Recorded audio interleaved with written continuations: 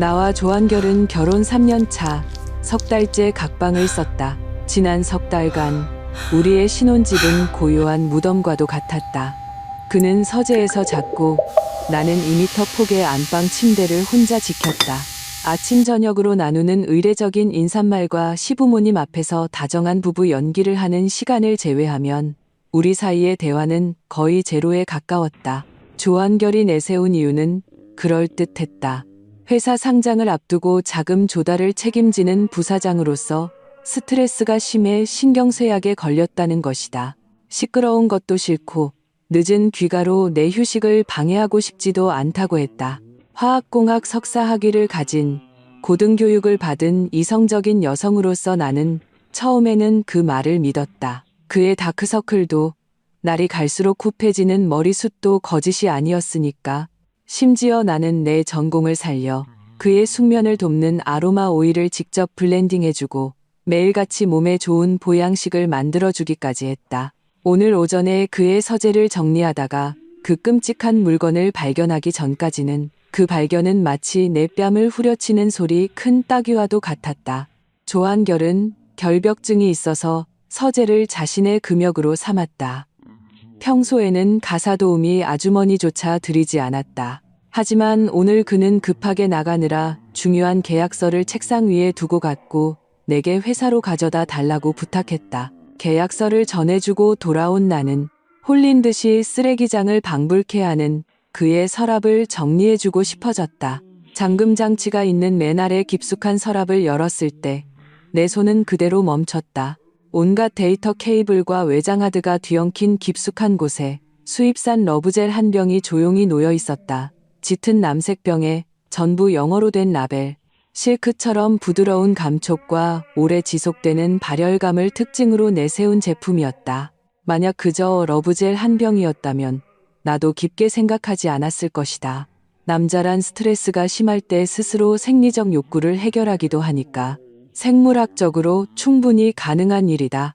하지만 문제는 나는 강지윤이라는 점이다. 국내 유수의 화장품 회사 연구개발팀 팀장이자 베테랑 화장품 포뮬러 개발자. 나는 액체의 부피, 밀도, 소모량에 대해 병적일 정도로 민감했다. 나는 똑똑히 기억한다. 지난주 손톱깎이를 찾느라 우연히 이 서랍 한쪽을 열어본 적이 있었다. 그때 이 물건은 바로 그 자리에 비닐 포장도 뜯지 않은 새 제품 상태로 있었다. 내용물은 병목까지 가득 찬 200ml짜리였다. 그런데 지금 내가 손에 들고 가볍게 흔들어 빛에 비춰보니 액체는 병의 절반까지 줄어 있었다. 일주일 만에 100ml가 사라진 것이다. 내 머릿속은 순식간에 정밀한 원심분리기처럼 고속으로 회전하기 시작했다. 정상적인 남성의 자위 행위 시 1회 소모량은 보통 3, 5ml 정도다.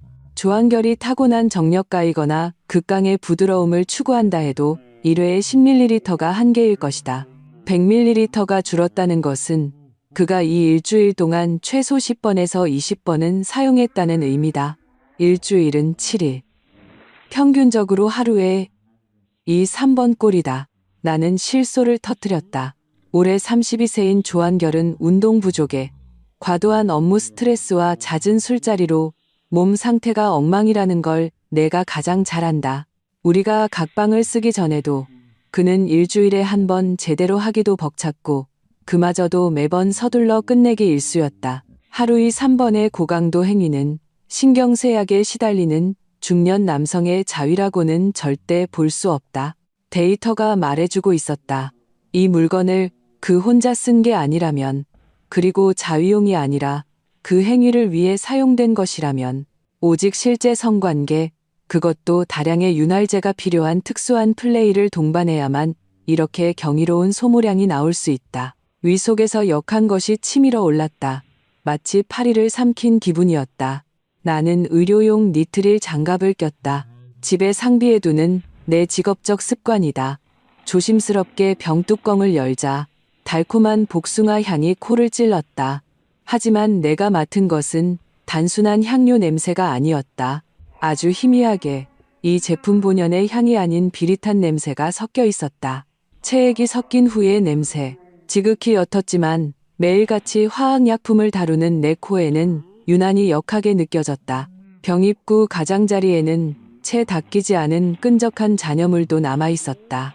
이 물건을 바라보는 순간 온몸에 피가 얼어붙었다가 다음 순간 들끓었다. 조한결이 바람을 피웠다. 이 결론에 도달하자 지난 석 달간의 모든 정황들이 퍼즐 조각처럼 빠르게 맞춰졌다. 그는 집에 오면 늘 가장 먼저 샤워를 했고 유난히 오래 했다. 바디워시는 눈에 띄게 빨리 줄었다. 그의 핸드폰은 몸에서 떨어지는 법이 없었고 샤워할 때도 욕실에 가져가 음악을 틀었다. 그가 말하던 야근은 종종 밤 9시, 10시가 되어서야 끝났지만 그는 피곤해 보이기보다는 오히려 무언가를 분출한 뒤에 흥분 상태거나 현자 타임의 냉소적인 모습을 보였다. 나는 그게 전부 업무 스트레스 때문인 줄로만 알았다. 알고 보니 다른 여자에게서 정력을 다 짜내고 돌아와 나를 마주하니 자연스레 신경쇠약이 되었던 것이다. 나는 그 러브젤을 들고 서재의 통유리창 앞에 섰다. 창밖의 잿빛 하늘을 보았다. 분노했냐고? 물론이다. 하지만 나는 울지도 물건을 부수지도 않았다. 오랜 실험실 생활은 나에게 극도로 안정적인 감정 통제 능력을 길러주었다. 실험 데이터에 이상이 생겼을 때 무너져 오는 것은 문제를 해결해 주지 않는다. 오직 냉정하게 변수를 찾아내고 오류의 근원을 밝혀낸 다음 그것을 수정하거나 파괴할 뿐이다. 지금 내가 해야 할 첫 번째 일은 조한결을 추궁하는 것이 아니다. 그건 가장 어리석은 짓이다. 그는 친구가 줬어. 혼자 쓴 거야. 기계 닦는 데 썼어. 극만 가지 핑계를 댈 것이다. 내게 필요한 것은 증거. 빼도 박도 못할. 그를 만겁불복의 나락으로 떨어뜨릴 수 있는 증거다. 나는 그 러브젤 병을 서랍 깊숙한 곳에 원래 있던 그대로 넣어두었다. 각도까지 맞추고 병에 묻어있던 작은 먼지 자국까지 완벽하게 복원했다. 그리고 장갑을 벗어 문서 세단기에 넣어 갈아버렸다. 서재를 나오며 나는 벽에 걸린 가족 사진을 힐끗 보았다. 사진 속 조한결은 나를 끌어안고 엘리트인 척 위선적인 미소를 짓고 있었다. 그 옆에는 그의 부모님, 그리고 그의 남동생 조한솔과 재수씨 손유리가 서 있었다. 손유리. 내 시선은 손유리의 그 청순하고 무해해 보이는 얼굴에 1초간 머물렀다. 왜인지는 모르겠지만 그 순간 오른쪽 눈꺼풀이 세차게 떨렸다. 이 러브젤의 소모 속도는 그 여자가 그의 바로 곁에 손만 뻗으면 닿을 거리에 부르면 언제든 달려올 수 있는 곳에 있다는 것을 의미했다. 나는 심호흡을 하고 핸드폰을 꺼내 물건 하나를 주문했다. 사설 탐정은 아니다. 너무 느리고 상대를 경계하게 만들 수 있다. 내가 산 것은 차량용 방향제로 위장한 초소형 녹음기 2개였다. 배터리는 72시간 지속, 소리 감지 녹음 기능이 있었다. 조한결, 내가 그렇게 스릴 넘치는 걸 좋아한다면 내가 더 큰 판을 벌여줄게. 이틀 동안 나는 아무 일도 없는 사람처럼 행동했다. 밤에 조한결이 돌아오면 여전히 가사도우미 아주머니에게 현관등을 켜두게 했고 그가 목이 뻐근하다고 투덜댈 때는 다정하게 주물러주기까지 했다. 하지만 나는 그가 내 손길을 피하며 몸을 움츠리는 것을 똑똑히 느낄 수 있었다. 이전에는 피곤해서 그런 줄 알았지만 이제는 그것이 역겨움 혹은 죄책감 때문이라는 것을 안다. 여보, 당신 정말 최고야. 그는 내 손을 잡고 건성으로 토닥였다. 이것만 끝나면 우리 유럽 여행 가자. 좋아요. 나는 온화하고 현숙하게 웃었지만 눈빛은 얼음장처럼 차가웠다. 몸 챙겨가면서 해요. 너무 무리하지 말고. 응, 자야겠다. 피곤해 죽겠네. 그는 도망치듯 서재로 들어가 문을 잠갔다. 철컥하는 경쾌한 잠금 새 소리를 들으며 내 얼굴의 미소는 순식간에 사라졌다. 그 녹음기는 오늘 아침 그가 출근하기 전에 내가 그의 차 조수석 시트 틈새에 감쪽같이 숨겨두었다. 다른 하나는 서재 책상 밑에 붙여놓았다. 기다림은 길고 잔인한 능지처참과도 같았다. 나는 회사 실험실에서 기계적으로 유화 테스트를 반복하면서도 머릿속으로는 계속 카운트다운을 하고 있었다. 셋째 날 오후 조한결에게서 저녁에 회식이 있어 식사하러 오지 못한다는 메시지가 왔다. 기회가 왔다. 나는 그의 소위 회식이라는 것이 보통 2~3시간이면 끝난다는 것을 알고 있었다. 밤 10시 그의 차가 정확히 지하 주차장으로 들어섰다. 나는 베란다에 서서 그가 차 안에서 좋게 10분은 앉아 있다가 내리는 것을 지켜보았다. 그 10분 동안 뭘 했을까? 채팅 기록을 지웠을까? 아니면 옷매무새를 정리했을까? 그가 집으로 들어와 샤워를 하는 동안 나는 비상 열쇠를 들고 지하 주차장으로 내려갔다. 녹음기를 회수하는 과정은 순조로웠다.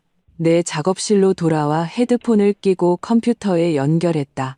파형이 뛰기 시작했다. 앞부분은 대부분 지루한 도로 소음과 부하 직원과의 통화 내용뿐이었다. 진행 발을 오늘 오후 3시로 옮겼을 때 차 문이 열리는 소리가 들렸다. 그리고 곧이어 한 여자의 목소리가 들렸다. 오빠, 천천히요. 다른 사람한테 들키겠어요. 그 목소리가 나오는 순간 물컵을 들고 있던 내 손이 세차게 떨렸다. 뜨거운 물이 손등에 쏟아졌지만 나는 전혀 느끼지 못했다. 너무나 익숙한 목소리였다. 달콤하고 애교 섞인 의도적으로 아양을 떠는 듯한 그 목소리. 손유리, 나의 재수씨, 조한결의 친동생, 조한솔의 아내. 평소에 나를 보면 형수님, 형수님 하며 피부 관리 비법을 물어보던 그 순진무구한 얼굴의 여자. 나는 위장이 뒤틀리는 것을 억지로 참으며 계속 들었다. 걱정 마. 조한솔 그 등신은 지방으로 물건 떼러 갔고 그 아줌마는 회사에서 야근 중일걸. 조한결의 목소리는 내가 한 번도 들어본 적 없는 경박함과 느끼함으로 가득했다. 보고 싶었어? 보고 싶어 죽는 줄 알았어요. 오빠. 오빠한테서 좋은 향기 난다. 형수님이 빨래해 준 건가? 그 여자 얘길 뭐 하러 꺼내. 재수 없게. 맨날 실험만 해대서 몸에서 화학약품 냄새나 나는 여자랑 당신이 같아?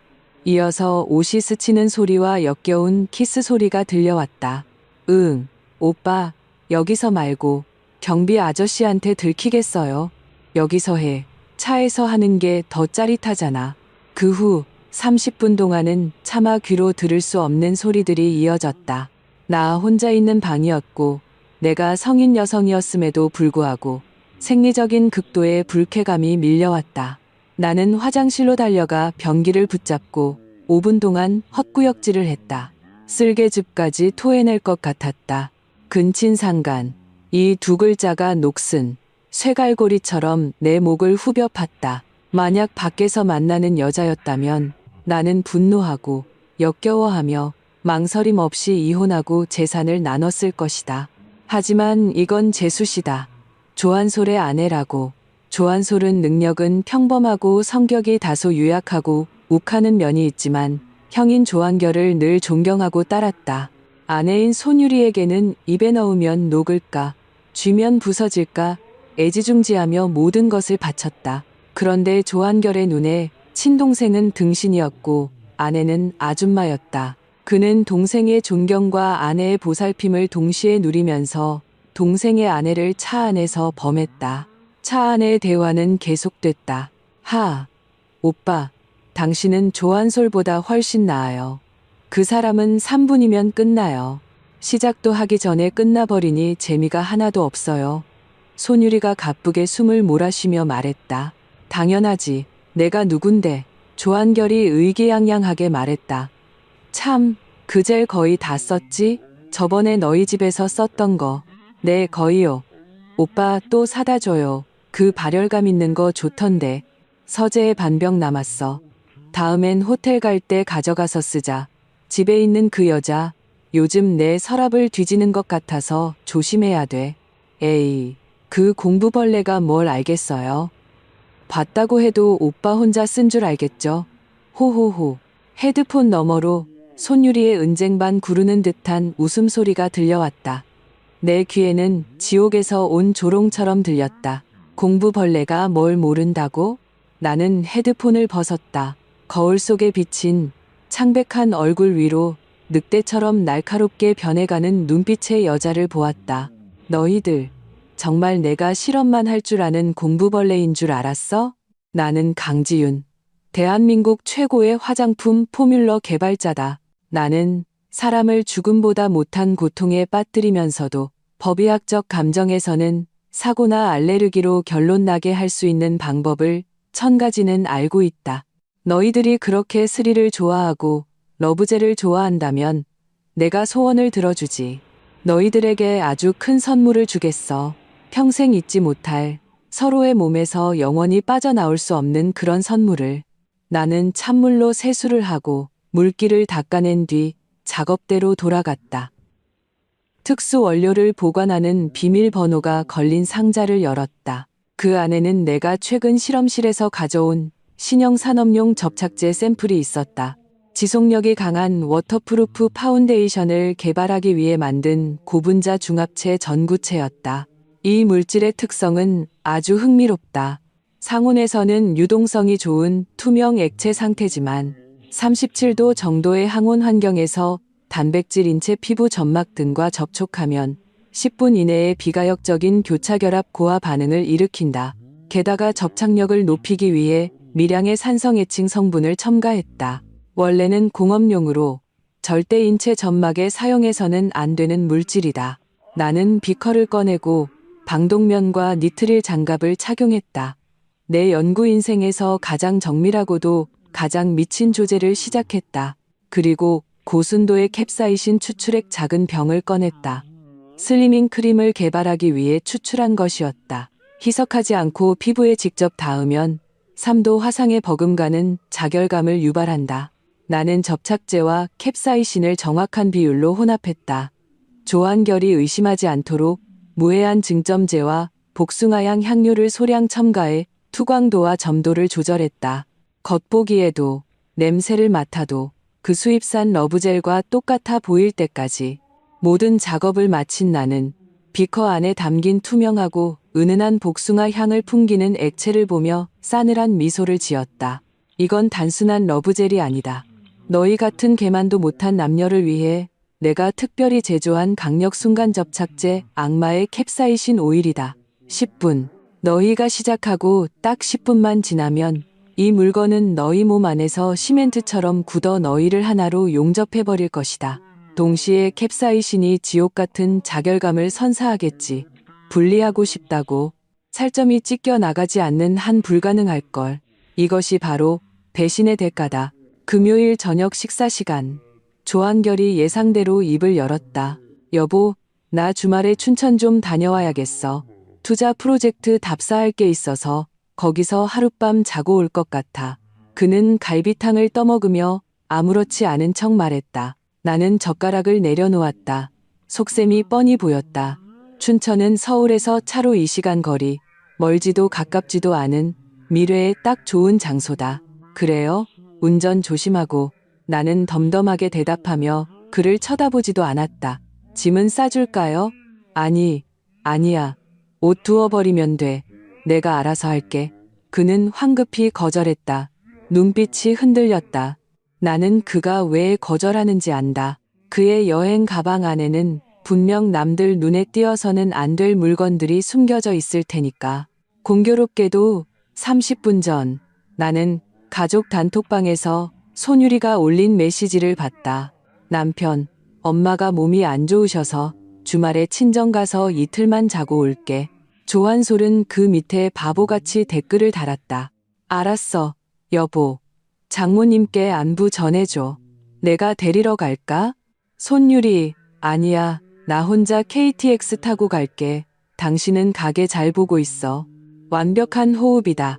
한 명은 출장, 한 명은 친정 방문. 실제로는 아마 춘천의 어느 5성급 호텔 스위트룸을 예약해놓고 부끄러움도 모르는 주말을 보낼 준비를 마쳤을 것이다. 그럼 일찍 쉬어요. 나는 일어나 식기를 정리했다. 조한결은 내가 전혀 의심하지 않는 것을 보고 눈에 띄게 안심했다. 심지어 오늘 갈비탕 맛있네라며 평소 하지 않던 칭찬까지 했다. 물론 맛있겠지. 내가 너에게 차려주는 마지막 단두대 만찬이니까. 밤 10시. 조한결은 샤워하러 들어갔다. 욕실에서 물소리와 함께 그의 음치 노래가 들려왔다. 나는 소리 없는 고양이처럼 그의 서재로 잠입했다. 그에게는 방어선이었을 잠긴 서랍은 내게는 무용지물이었다. 비상 열쇠는 진작에 복사해 두었으니까 서랍을 열자 그 짙은 남색의 러브젤 병이 여전히 그 자리에 있었다.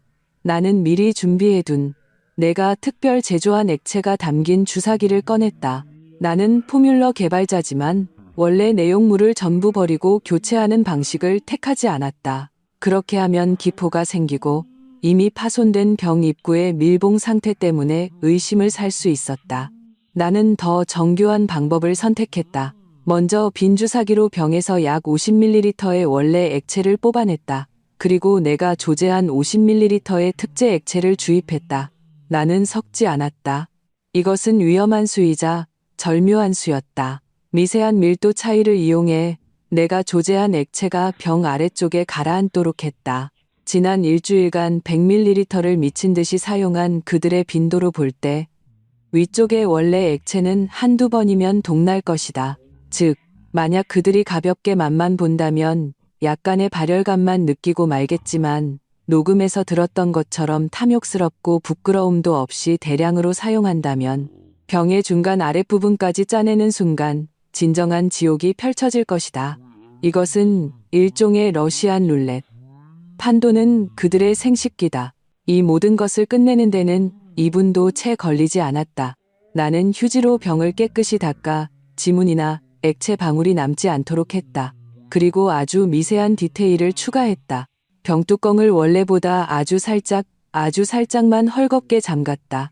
그들이 쉽게 열 수 있도록 하기 위함이기도 했지만 훗날 만에 하나 일이 터졌을 때 밀봉이 제대로 안 돼서 변질됐거나 누가 만진 것 같은데 누군지는 모르겠어요라고 변명할 여지를 남기기 위해서였다.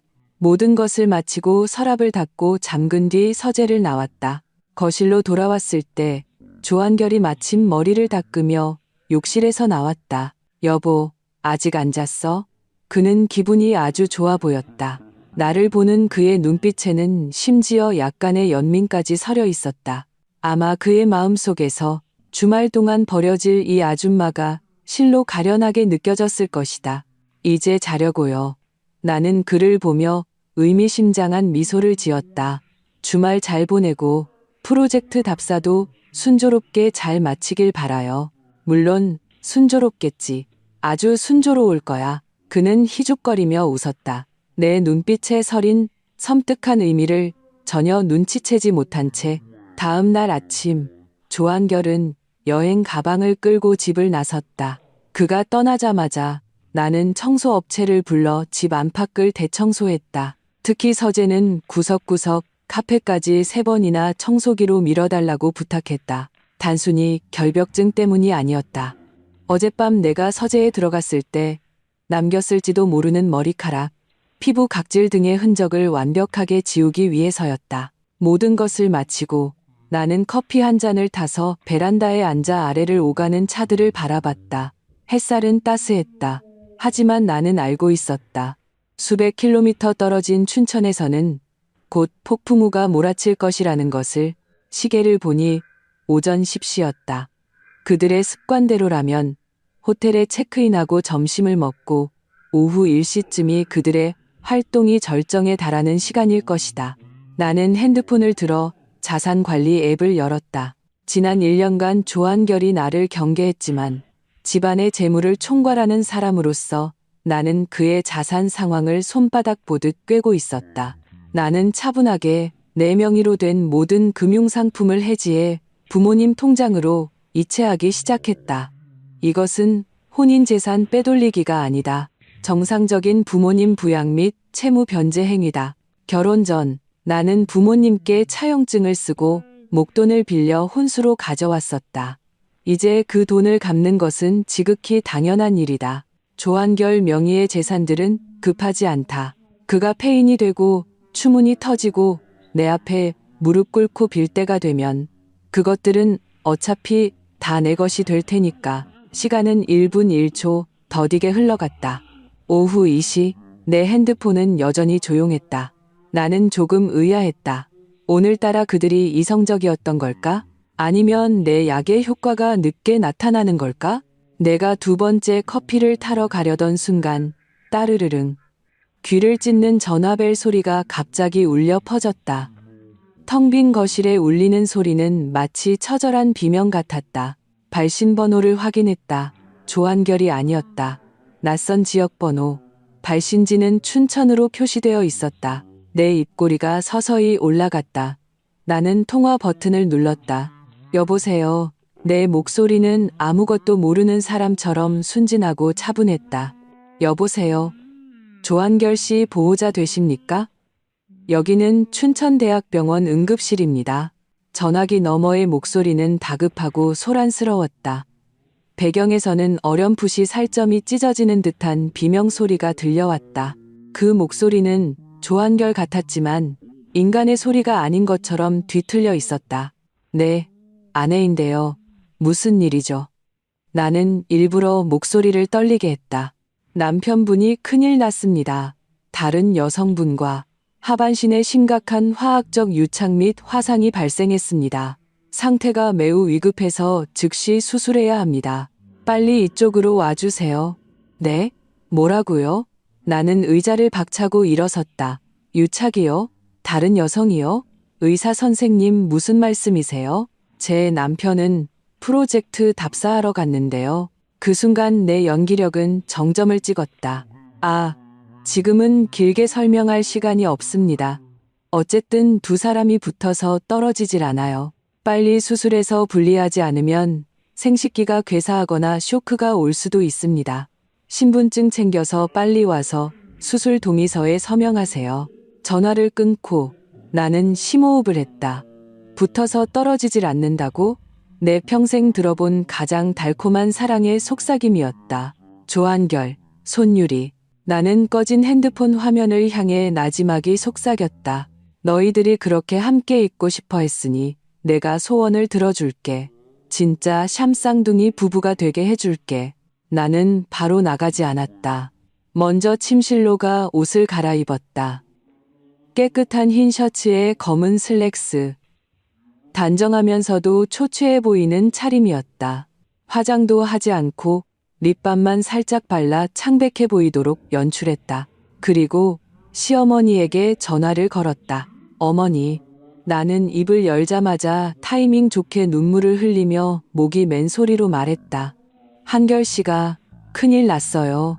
춘천 병원에 있는데 의사 선생님이 다른 여자랑 붙어 있다고. 전화기 저편에서 시어머니는 3초간 말이 없다가 이내 날카로운 울음소리를 터뜨렸다. 뭐라고? 내 아들이. 아이고, 내 아들아. 나는 전화를 끊고 눈물을 닦았다. 자동차 키를 챙겼다.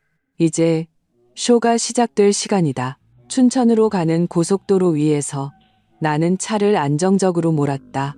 카오디오에서는 바흐의 첼로 무반주 모음곡이 흘러나왔다. 낮고 장엄한 선율이 마치 어떤 성스러운 의식의 배경음악 같았다. 내 핸드폰은 계속해서 울렸다. 시어머니, 시아버지, 그리고 시동생 조한솔에게서 온 전화였다. 나는 하나도 받지 않았다. 충격에 빠진 아내를 연기하려면 지금의 나는 정신이 없어 미친 듯이 운전하고 있어야 정상이다. 그들을 안심시킬 여유가 어디 있겠는가. 그들이 애타게 기다리게 둬라. 이런 심판을 기다리는 불안감 또한 내가 조씨 일가에 주는 첫 번째 선물이다. 이 시간의 운전. 아무리 안정적으로 운전해도 마음 한구석이 술렁이는 것은 어쩔 수 없었다. 두려움 때문이 아니었다. 내 손으로 직접 위선의 가면을 벗겨낼 순간이 임박했다는 흥분과 긴장감 때문이었다. 나는 지금 병원의 상황을 상상했다. 강력 접착제가 인체 단백질과 접촉한 후 수지 같은 딱딱한 덩어리로 빠르게 굳어버릴 것이다. 그리고 캡사이신은 접착된 부위에 끊임없이 불타는 듯한 극심한 고통을 안겨줄 것이다. 그들은 떨어지고 싶어도 떨어질 수 없고 발버둥 칠수록 살이 찢어지는 고통은 더욱 심해질 것이다. 근육이 경련할수록 접착은 더욱 단단해진다. 이것은 완벽한 형벌 도구다. 내가 춘천대학병원 응급실에 도착했을 때는 오후 4시 반이었다. 로비에 들어서자마자 익숙한 곡소리가 들려왔다. 아이고, 내 아들아. 내 팔자가 왜 이리 기구하냐. 어떤 천하에 죽일 년놈이 너를 이렇게 만들었냐. 시어머니였다. 그녀는 접수 창구 앞 바닥에 주저앉아 허벅지를 치며 통곡하고 있었다. 시아버지는 파랗게 질린 얼굴로 그녀를 일으키려 했지만 그 역시 손발에 힘이 풀린 듯했다. 가장 놀라웠던 것은 시동생 조한솔도 와 있었다는 점이다. 아마 부모님의 전화를 받고 온 모양이다. 그는 춘천이 나보다 가까웠기에 먼저 도착한 듯했다.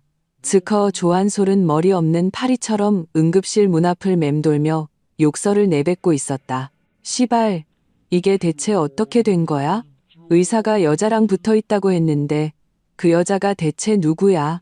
아직 그들이 그 여자가 손유리라는 사실은 모르는 듯했다. 하긴 지금 손유리의 상태로는 누구를 만날 면목도 없거나 이미 의사가 천으로 얼굴을 가려놓았을 것이다. 나는 심호흡을 하고 표정을 가다듬었다. 순식간에 엘리트 여성의 냉정함은 사라지고 겁에 질려 눈가가 붉어진 연약한 모습으로 변했다.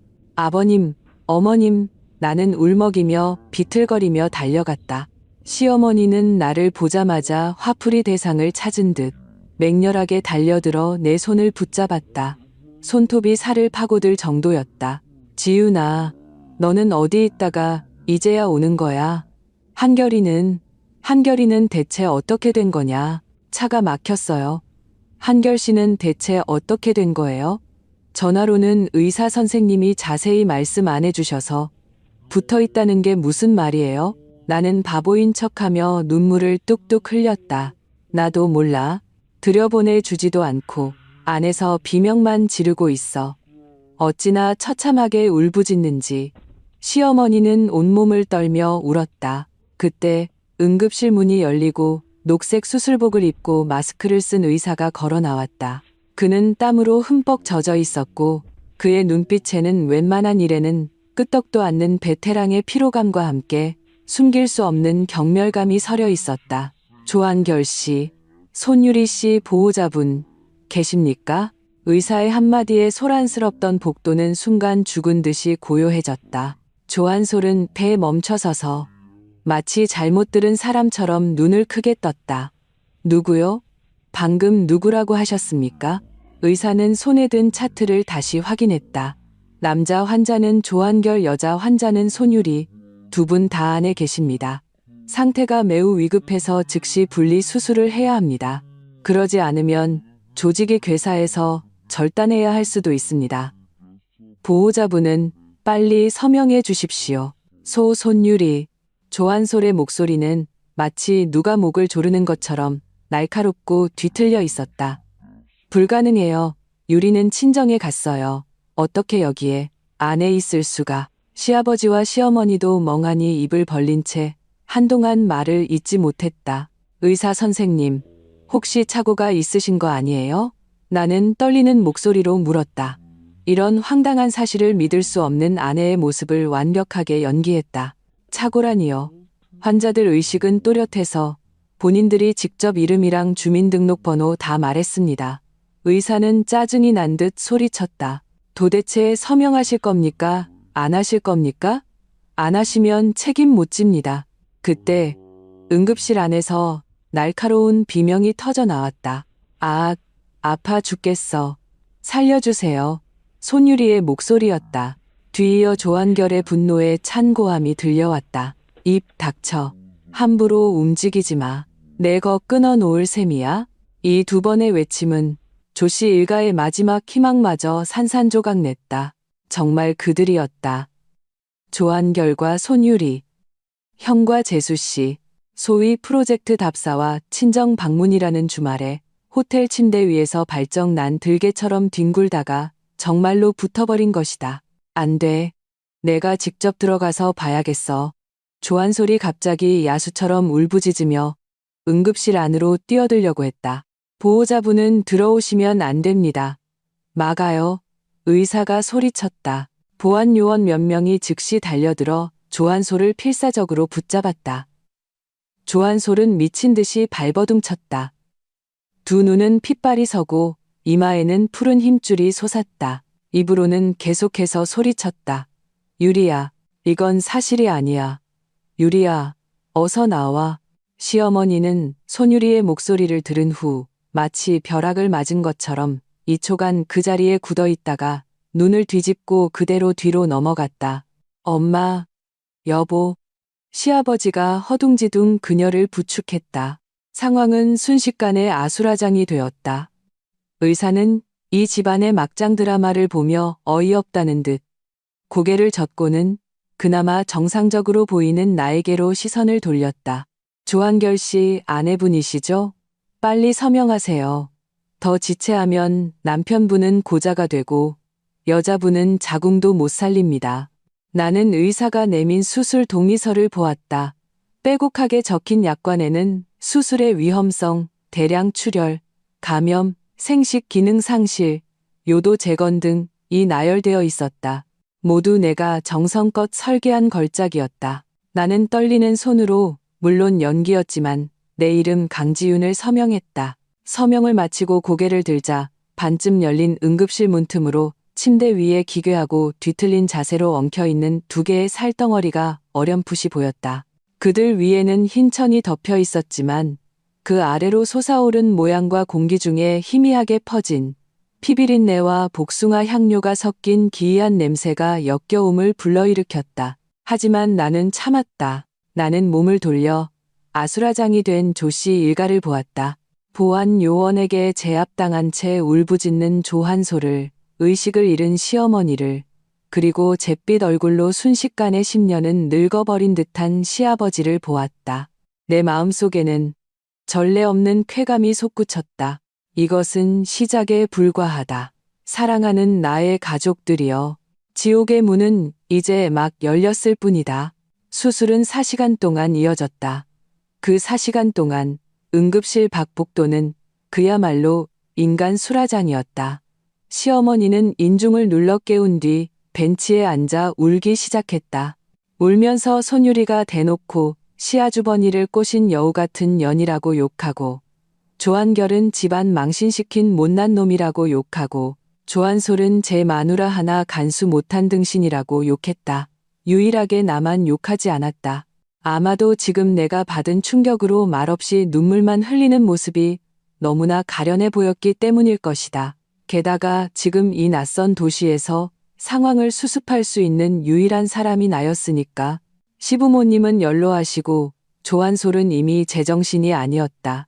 조한솔은 벽에 기대 쭈그려 앉아 두 손으로 머리를 감싸쥔 채 한마디도 하지 않았다. 하지만 그에게서 뿜어져 나오는 음울하고 폭력적인 기운에 지나가던 간호사들마저 피해 다녔다. 그는 도무지 이해할 수 없었을 것이다. 자기가 손에 쥐면 부서질까 애지중지하던 아내가 어떻게 자기가 가장 존경하던 형과 붙어 먹었는지, 그것도 이렇게 역겹고 심지어는 우스꽝스러운 방식으로 발각되었는지 말이다. 시아버지는 계속 담배를 피웠다. 간호사에게 3번이나 쫓겨나 복도에서 피우고 돌아올 때마다 온몸에서 담배 냄새가 진동했고 얼굴은 잿빛이었다. 나는 무엇을 하고 있었는가? 나는 헌신적인 며느리, 형수, 그리고 아내의 역할을 충실히 수행하고 있었다. 시어머니에게 물을 사다 주고 시아버지에게 휴지를 건넸다. 심지어 조한솔에게 다가가 그의 어깨를 가볍게 두드리며 한숨을 쉬었다. 도련님, 너무 깊게 생각하지 마세요. 일단 사람부터 살리는 게 중요하잖아요. 조한솔이 쌩 고개를 들었다. 그의 눈은 핏발이 서 있었고 형언할 수 없는 증오심이 서려 있었다. 형수님은 밉지 않으세요? 그가 쉰 목소리로 물었다. 미워하면 뭐해요? 나는 쓴웃음을 지으며 타이밍 좋게 눈물을 흘렸다. 저는 지금 그냥 왜 이렇게까지 됐는지 그것만 알고 싶을 뿐이에요. 나의 관대함과 인내는 부드러운 칼날이 되어 조한솔의 마음을 더욱 후벼 팠다. 보아라, 똑같은 피해자인데 형수님은 얼마나 품이 있고 대범한가. 그런데 그 천박한 손유리는 조씨 집안의 체면을 완전히 땅에 떨어뜨렸다. 드디어 수술실에 불이 꺼지고 문이 열렸다. 2개의 병상 침대가 차례로 밀려 나왔다. 이번에는 흰 천이 덮여 있지 않았다. 조한결과 손유리는 각각의 침대에 누워 종이처럼 창백한 얼굴로 혼수 상태에 빠져 있었다. 마취는 아직 풀리지 않았지만 가장 눈에 띄는 것은 그들의 하반신을 덮고 있는 두꺼운 붕대와 몸에 꽂힌 각종 소변줄과 배액관이었다. 배액관 주머니에는 선홍색 피가 가득했다. 수술은 일단 성공적으로 끝났습니다. 분리는 됐고요. 집도이가 마스크를 벗으며 땀을 닦으며 말했다. 그의 말투에는 안도감보다는 복잡하고 무거운 기운이 서려 있었다. 하지만 모두의 심장이 철렁 내려앉았다. 하지만 뭐요? 의사 선생님, 빨리 말씀해 주세요. 시어머니가 달려들며 물었다. 남자 환자 조한결 씨는 의사가 조한결의 침대를 가리켰다. 음낭 피부가 광범위하게 찢겨나갔습니다. 고환은 보존했지만 화학적 화상이 심하고 장시간 허열 상태였기 때문에 기능에 심각한 장애가 올 수 있습니다. 그리고 요도가 손상되어 앞으로 평생 소변 주머니를 차고 생활하거나 2차 요도 재건 수술을 받아야 할 수도 있습니다. 성기능에 대해서는 기본적으로 포기하셔야 합니다. 쿵, 시어머니의 몸이 휘청거리며 또다시 쓰러질 뻔했다. 고자, 그녀가 자랑스러워하던 큰아들이 앞으로 고자가 된다는 것이다. 그럼 유리는요? 조한솔이 떨리는 목소리로 물었다. 그의 말투에는 일말의 희망과 함께 악독한 기대감이 섞여 있었다. 여자 환자는 상태가 더 심각합니다. 의사가 한숨을 쉬었다. 화학액체가 질을 통해 자궁경부까지 침투하여 자궁경부와 내막이 심하게 유착되고 부식되었습니다. 감염이 확산되어 폐혈증으로 이어지는 것을 막기 위해 부득이하게 자궁과 질 조직 일부를 절제했습니다. 그리고 질입구는 현재 거의 형체를 알아볼 수 없을 정도로 손상되었습니다. 앞으로 정상적인 부부 생활은 불가능할 겁니다. 자궁 절제, 하반신 손상. 이것은 손유리가 완전히 망가졌다는 것을 의미했다. 그녀는 다시는 엄마가 될 수 없고 심지어는 온전한 여자로 살아갈 수도 없게 된 것이다. 이 결과를 들은 조한솔은 멍하니 서 있었다. 그는 입을 벌려 무언가 말하려 했지만 결국 기이한 웃음소리만 터져 나왔다. 흐흐흐흐흐흐. 그는 웃다가 눈물까지 흘렸다. 손유리의 병상을 가리키며 소리쳤다. 꼴 좋다. 이게 바로 인과응보다. 바람 피우더니 발정 나더니 꼴 좋다.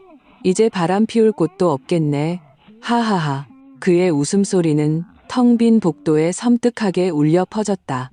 주위의 환자와 보호자들이 고개를 내밀고 구경하며 수군거렸다. 어머, 저 집 무슨 일이야? 듣자 하니 근친상간이래. 형이랑 재수씨가 붙어먹다가 몸이 붙어서 떨어지질 않아서 수술했대. 세상에 그런 막장 드라마가 어떻게 붙은 거래? 무슨 강력 접착제를 러브젤인 줄 알고 썼다나 봐. 소문은 바이러스처럼 빠르게 퍼져나갔다.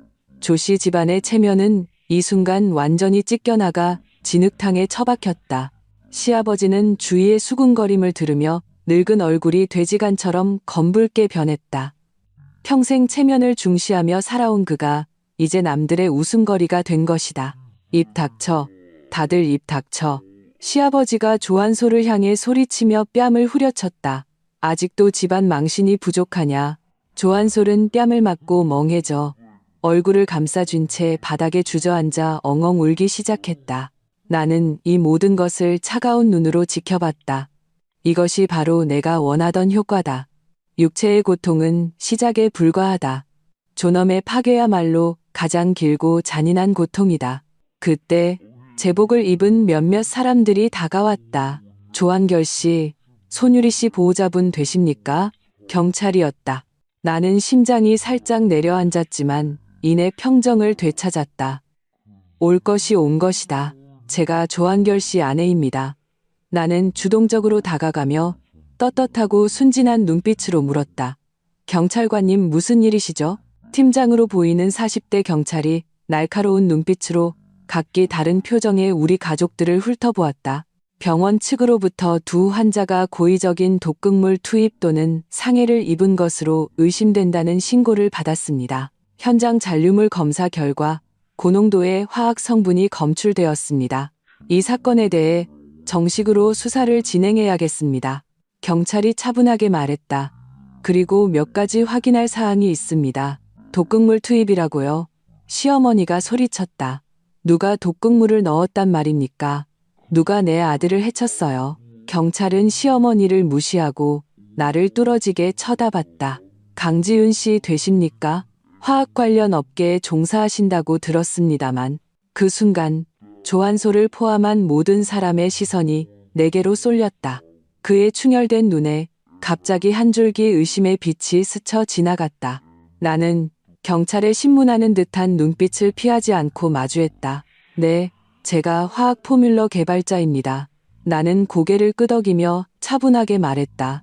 그런데 경찰관님, 설마 제가 전공자라는 이유만으로 남편이 바람 피우다 다쳤는데 그게 꼭 제가 한 짓이라고 생각하시는 건가요? 나의 반문은 연약했지만 가시가 돋쳐 있었다. 경찰은 미간을 살짝 찌푸렸다.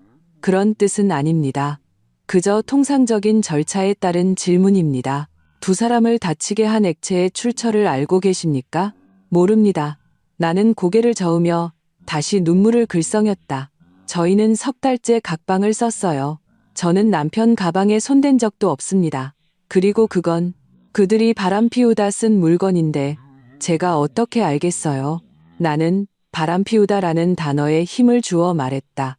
이것이 나의 방패다. 그 액체가 아무리 의심스러워도 논리적으로 본처가 남편의 외도를 위해 도구를 제공할 리가 없다. 미치지 않고서야. 그리고 지금 나의 모습은 이성적이지만 상처받고 억울한 지극히 정상적인 여성의 모습이었다. 저희가 철저히 조사하겠습니다. 경찰이 나를 깊이 쳐다본 후 말했다. 그리고 댁에 대한 수색이 필요합니다. 협조해 주십시오. 문제 없습니다. 나는 흔쾌히 집 열쇠를 꺼내 건넸다. 마음껏 수색하세요. 저도 대체 어떤 악덕 업체가 이런 해로운 물건을 팔아서 제 멀쩡했던 가정을 이렇게 박살냈는지 알고 싶으니까요. 내 연기력에 나 자신마저 속아 넘어갈 뻔했다. 경찰은 두 팀으로 나뉘었다. 한 팀은 병원에 남아 조한결과 손유리가 깨어나길 기다렸고 다른 한 팀은 내 열쇠를 들고 우리 집으로 갔다. 나는 수색에 대해 전혀 걱정하지 않았다. 집안 청소는 가사도우미 아주머니가 했고 쓰레기는 이미 버려졌다. 실험하다 남은 자투리 재료들은 내 창고에 물론 여러 병들이 있지만 나는 수제 비누와 드라이플라워 표본 만들기가 취미인 포뮬러 개발자다. 집에 각종 접착제, 에센셜 오일, 심지어 기본적인 화학시약이 있는 것은 지극히 정상적인 일이다. 그 특제 러브젤은 병은 원래 제품이었고 내용물 성분은 바뀌었지만 내 지문은 남기지 않았다. 내가 모르는 일이라고 잡아떼면 그건 조한결이 직접 샀거나 그의 착한 재수씨가 가져온 것이 된다. 스릴을 쫓는 사람들은 어떤 삼류 제품인들 못 써보겠는가. 병원으로 돌아오자 조한결과 손유리가 차례로 깨어났다. 마취가 풀리자 극심한 고통이 몰려왔다. 중환자실에서 들려오는 비명 소리가 끊이지 않아 머리가 지끈거렸다. 경찰이 진술을 받으러 들어갔고 나는 보호자 자격으로 옆에서 참관할 수 있었다. 실제로는 내 반응을 살피기 위함이었을 것이다. 조한결은 침대에 누워 잿빛 얼굴로 고통과 함께 깊은 공포에 질려 있었다. 그는 경찰과 그 뒤에 서 있는 나를 보고 동공이 급격히 수축했다. 조한결 씨 두 분을 다치게 한 러브젤은 어디서 난 것인지 사실대로 말씀해 주십시오. 경찰이 물었다. 조한결은 입을 열었다. 목소리는 쉬어 있었다. 집에서 가져온 겁니다. 집 어디서 말입니까? 서재, 서랍이요. 조한결은 말하며 악독하고 공포에 질린 눈으로 나를 뚫어지게 쳐다봤다. 경찰관님, 저 여자예요. 분명히 저 여자가 한 짓입니다. 저런 짓을 할 수 있는 건 저 여자뿐이에요.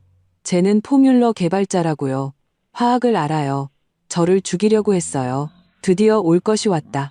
나는 그가 나를 지목할 것이라고 이미 예상하고 있었다. 그의 비난에 나는 당황하지 않고 오히려 충격과 경악에 찬 표정을 지었다. 한결 씨, 지금 무슨 말을 하는 거예요? 나는 가슴을 부여잡고 비틀거렸다. 내가 당신을 해쳐요? 내가 왜요? 그것도 이렇게 저질스러운 방법으로요? 넌 날 미워하잖아. 너, 나와 유리가 그렇고 그런 사이인 거 알고 있었지. 조한결이 소리쳤다. 상처가 당겼는지 고통에 얼굴을 찡그렸다. 알고 있었다고요?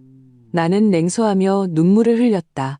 내가 당신과 재수 씨가 붙어먹은 걸 진작 알았다면 당신이랑 벌써 이혼했어요. 오늘까지 기다리지도 않았을 거고 조 씨 집안 망신을 춘천까지 와서 시키게 두지도 않았을 거예요. 당신이 스스로 저지른 죄악으로 그런 삼류 제품 사서 스릴 즐기다가 이 꼴이 나놓고 이제 와서 나한테 뒤집어 씌우는 거예요? 나의 반박은 논리정연했다. 정상적인 여자가 남편과 재수 씨의 근친상간을 발견했다면 첫 반응은 극도의 혐오감과 함께 폭발하며 이혼을 요구하는 것이다. 냉정하게 독극물을 조제해 그들을 붙여버리는 그런 짓은 보통 멘탈로는 불가능하다. 게다가 지난 3개월간 내가 보여준 아무것도 모르는 연기는 너무나 완벽했다. 경찰은 나를 쳐다보고 히스테리를 부리는 조한결을 쳐다봤다. 명백히 나를 무고하다고 생각하는 눈치였다. 조한결 씨, 당신 아내가 액체를 바꿔치게 했다는 증거가 있습니까? 경찰이 물었다. 증거라니. 조한결은 말문이 막혔다. 그에게 무슨 증거가 있겠는가. 병은 그 자신이 직접 가져왔고 거기에는 내 지문이 없다. 지난 3개월간 나는 서재 문턱도 거의 넘지 않았다. 병뚜껑이 헐거웠어요. 조한결이 갑자기 기억해냈다. 내가 꺼낼 때 병뚜껑이 좀 헐거웠다고요. 분명히 누가 열었던 거예요. 병뚜껑이 헐거웠다고요? 나는 미간을 찌푸렸다. 그건 당신이 지난번에 쓰고 꽉 안 잠갔거나 유통기한이 지나서 고무 패킹이 낡아서 그런 거겠죠.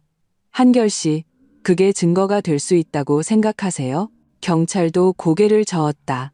그 이유가 너무 빈약하다고 생각하는 듯했다. 그때 손유리의 병실에 갔던 다른 경찰이 돌아왔다. 팀장님, 여자 환자 손유리 씨는 조한결 씨가 가져온 것이라고 진술했습니다. 그리고 조한결 씨가 이전부터 좀 더 자극적인 것, 발열감 있고 끈적한 걸 써보자고 했다고 합니다. 손유리 씨는 조한결 씨가 쾌감을 위해 일부러 특수 제작된 제품을 사온 것 같다고 의심하고 있습니다. 좋아, 개싸움이 시작됐다. 나는 웃음이 터져 나올 뻔했다. 손유리는 책임을 회피하고 자신을 유혹에 넘어간 피해자로 포장하기 위해 망설임 없이 모든 책임을 조한결에게 떠넘겼다. 그녀의 진술 속에서 조한결은 변태, 통제광, 극도의 자극을 추구하는 미치광이가 되었다. 아니야, 그 미친년이 거짓말하는 거야. 걔가 날 꼬셨다고. 조한결은 손유리의 진술을 듣고 침대에서 벌떡 일어날 뻔했다. 그럴 수만 있었다면 말이다. 됐습니다. 경찰이 그들의 싸움을 제지했다. 잔류물은 국과수로 보내 정밀 분석을 의뢰하고 두 분의 구매 기록도 조사할 겁니다. 명확한 증거가 나오기 전까지는 함부로 타인을 무고하지 마십시오. 경찰이 떠나고 병실에는 나와 조한결만 남았다. 분위기는 순식간에 얼음장처럼 차갑고 기이해졌다. 나는 침대 옆으로 다가가 한때는 세상을 다 가진 듯 굴었지만 이제는 온몸에 관을 꽂고 누워있는 이 남자를 내려다봤다. 한결 씨, 아파요?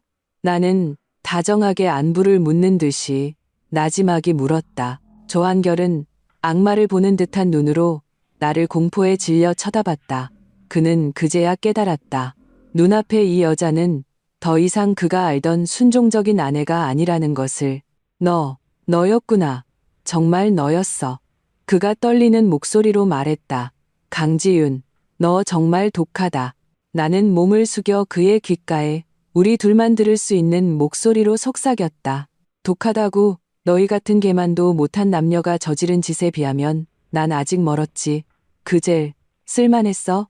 내가 널 위해 특별히 조제한 작별 선물이야. 마음에 들어? 조한결의 눈이 커지고 동공이 격렬하게 흔들렸다. 그는 소리치고 싶었을 것이다. 경찰을 다시 부르고 싶었을 것이다. 하지만 내가 이어서 뱉은 말은 그의 모든 소리를 목구멍 속으로 삼키게 만들었다. 마음껏 소리쳐봐. 네가 소리치기만 하면 내가 지난 몇 년간 네가 횡령하고 탈세한 증거들, 그리고 내 비밀 계좌 자료까지 전부 경찰에 넘겨줄 테니까. 아, 맞다. 너랑 손유리의 더 화끈한 동영상도 백업해뒀어. 감방 가고 싶어, 조 부사장님? 조한결은 순식간에 침대 위에서 흐물흐물한 진흙처럼 무너져 내렸다. 그는 내가 정말 그 증거들을 가지고 있다는 것을 알고 있었다. 지난 몇 년간 내가 회사 일에 관여하지 않았지만 어쨌든 집안의 재물을 관리한 것은 나였다. 그리고 나는 그보다 훨씬 치밀했다. 너, 뭘 원하는데? 그가 절망적으로 물었다. 간단해. 나는 몸을 일으켜 다시 냉정한 표정을 지었다. 입 닥치고 이건 그냥 사고였다고 인정해. 그리고 우리 이혼 합의서에 대해 제대로 얘기 좀 해야겠지. 재산 분할 포기. 알지? 경찰의 수색은 효율적이었다. 다음 날 오전에 결과가 병원으로 통보되었다. 이 사건을 담당하는 왕 팀장이 다시 나를 찾아왔다. 이번에는 병원 복도 끝 조용한 구석에서였다. 그의 표정은 다소 심각했고 손에는 검사 보고서를 들고 있었다. 강지윤 씨. 댁 창고에서 다량의 화학 원료와 도구들을 발견했습니다.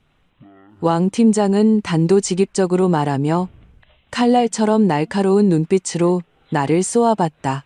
그 중에는 고순도의 캡사이신 추출액과 아직 시중에 유통되지 않은 신형 산업용 접착제 전구체도 포함되어 있었습니다.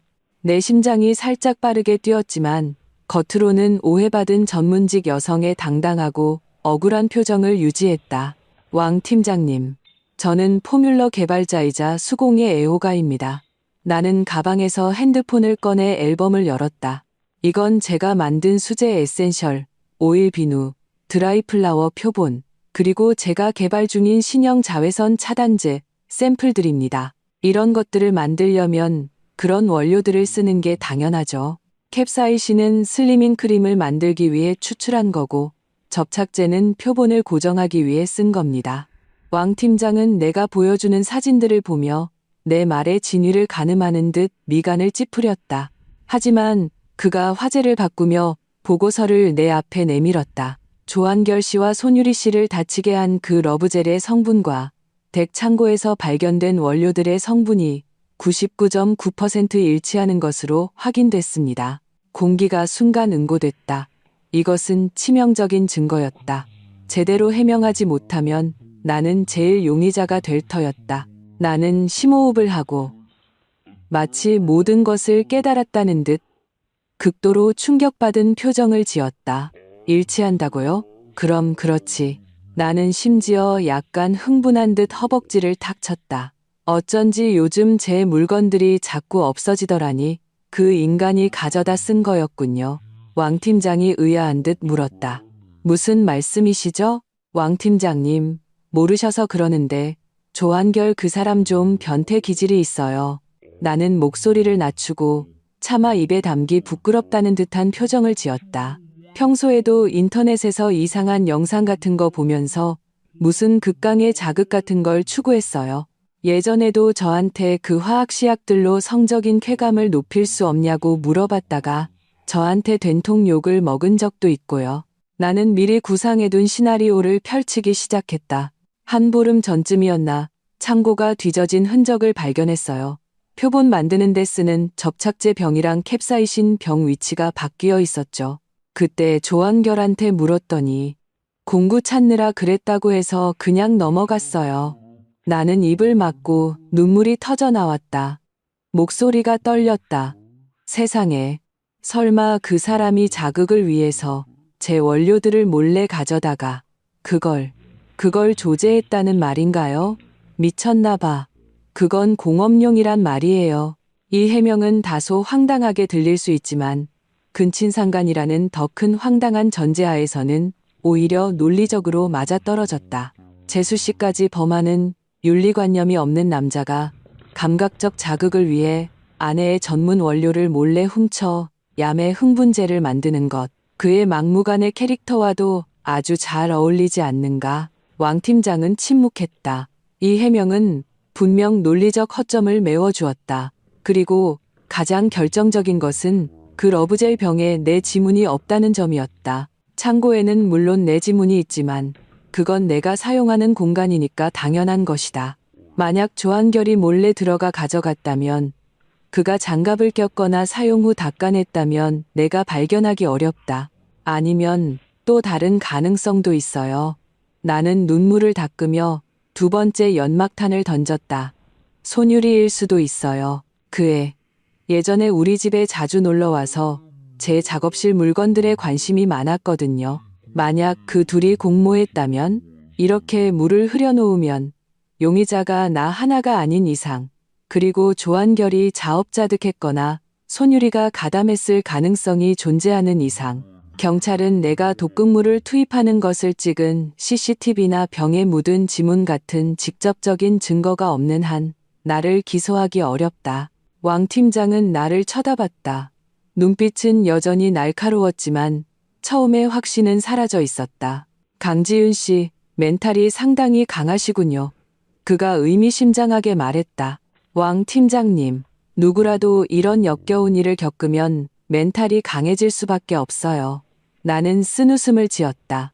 그렇지 않으면 벌써 미쳤겠죠. 저는 지금 진실을 밝히고 이혼해서 제 딸아이와 함께 이 집안에서 벗어나고 싶을 뿐입니다. 왕 팀장은 보고서를 챙겼다. 계속 조사하겠습니다. 그리고 최근에는 핸드폰 항상 켜두시고 언제든 소환에 응해 주십시오. 알겠습니다. 왕 팀장이 떠나는 뒷모습을 보며 내 손바닥은 땀으로 흥건했다. 일단 한 고비는 넘겼다. 하지만 진짜 위기는 아직 남아있다는 것을 안다. 조한결이 깨어난 후 경찰이 그를 자업자득으로 의심한다는 사실을 알게 되면 분명 미친 듯이 나를 물고 늘어질 것이다. 나는 그가 입을 열기 전에 그의 입을 완전히 틀어막아야만 한다. 병동으로 돌아오자 분위기는 아까보다 더욱 무겁게 가라앉아 있었다. 조한솔은 복도 구석에 쭈그려 앉아 불도 붙이지 않은 담배를 손에 쥐고 있었다. 언제 터질지 모르는 화라산 같았다. 시아버지는 의사와 실랑이를 벌이고 있었다. 아마 진료비 문제일 것이다. 이 수술과 앞으로의 치료비는 밑빠진 독이나 마찬가지다. 시어머니는 벤치에 앉아 멍한 눈으로 업보다 업보야를 중얼거리고 있었다. 나는 시부모님을 무시하고 조한솔에게로 곧장 향했다. 나는 이 집안에서 지금 가장 쉽게 이용할 수 있고 가장 파괴력이 큰 칼이 바로 조한솔이라는 것을 알고 있었다. 도련님, 나는 그에게 물 한 병을 건넸다. 그가 고개를 들었다. 눈은 충혈되어 있었고 덥수룩한 수염이 그를 노숙자처럼 보이게 했다. 형수님, 그는 물을 받으며 쉰 목소리로 말했다. 유리가 왜 저한테 그랬을까요? 제가 걔한테 못해준 게 뭐 있다고 제 심장까지 다 파줬는데, 남자가 가장 연약하고 자존심에 가장 큰 상처를 입었을 때다. 나는 그의 옆에 앉아 한숨을 쉬었다. 도련님 탓이 아니에요. 어떤 사람들은 그냥 타고나길 탐욕스럽게 태어난 거예요. 하지만 왜 하필 형이에요? 왜 하필 형이냐고요? 조한솔이 고통스럽게 머리를 쥐어뜯었다. 형은 어릴 때부터 나보다 뭐든 잘했어요. 공부도, 일도. 부모님도 형만 편애했고요. 이제는 내 마누라까지 빼앗아갔어요. 이것이 바로 조씨 형제의 아킬레스건이었다. 조한결의 우월함과 강압적인 태도는 늘 조한솔의 마음속에 그늘을 드리웠다. 나는 눈빛을 반짝이며 나지막이 말했다. 사실 제가 차에 녹음기를 설치했었어요. 남편이 바람 피우는지 확인하려고 했는데 메샨더. 조한솔이 고개를 돌려 나를 쳐다봤다. 녹음이요? 뭘 녹음했는데요? 나는 잠시 망설이다가 핸드폰을 꺼냈다. 내가 독극물을 투입하는 부분은 잘라내고 그들의 차한 대화만 남겨둔 편집된 녹음 파일은 이미 준비되어 있었다. 직접 들어보세요. 대신 마음의 준비는 단단히 하시고요. 나는 그에게 이어폰을 건넸다. 조한솔은 떨리는 손으로 이어폰을 꼈다. 몇 분 후, 오빠, 당신은 조한솔보다 훨씬 나아요. 그 사람은 3분이면 끝나요. 시작도 하기 전에 끝나버리니 재미가 하나도 없어요. 손유리의 그 애교 섞이면서도 악독한 목소리가 조한솔의 귓속으로 선명하게 파고들었다. 그 순간 나는 조한솔의 얼굴이 붉어졌다가 하얗게, 다시 하얗게 질렸다가 자줏빛으로 변하는 것을 보았다. 그것은 한 남자로서 가장 밑바닥의 존엄성이 짓밟혔을 때의 반응이었다. 바람을 맞은 것도 모자라 간부와 정부에게 별 볼 일 없다, 재미없다, 등신이라는 조롱까지 당한 것이다. 그리고 그 간부가 어릴 때부터 자신을 억눌러온 친형이라니. 조한솔이 갑자기 이어폰을 잡아뜯으며 야수처럼 울부짖었다. 그리고는 내 핸드폰을 바닥에 내동댕이 쳤다. 다행히 예비폰이 있었다. 내가 저것들을 죽여버릴 거야. 저 개만도 못한 년놈들을 죽여버릴 거라고. 그는 미친 사람처럼 조한결의 병실을 향해 달려갔다. 입구를 지키던 간호사들은 미쳐 날뛰는 조한솔을 막을 수 없었다. 조한결, 이 짐승만도 못한 새끼야. 조한솔이 병실로 뛰어들었을 때 조한결은 마취가 덜 풀려 고통에 신음하고 있었다. 살기등등한 동생이 뛰어들어오는 것을 보고 조한결은 혼비백산했다. 한솔아, 너 뭐 하는 거야? 내가 네 형이야. 형? 지랄하지 마, 개새끼야. 내 마누라랑 붙어 먹으면서 나보고 별 볼 일 없다고? 오늘 내가 똑똑히 보여주지. 내가 별 볼 일 있는지 없는지. 조한솔은 곁에 있던 침대 협탁 위에 스테인리스 보온병을 집어들었다. 시어머니가 막 받아온 뜨거운 물이 가득 담겨 있었다. 그는 망설임 없이 붕대로 칭칭 감긴 조한결의 하반신을 향해 내리쳤다. 으아악! 돼지 멱다는 소리보다 더 처절한 비명이 병동 전체에 울려 퍼졌다. 뜨거운 물이 갓 봉합한 수술 부위에 쏟아졌다. 그 고통은 방금 전의 캡사이신보다 10배는 더 강렬했을 것이다.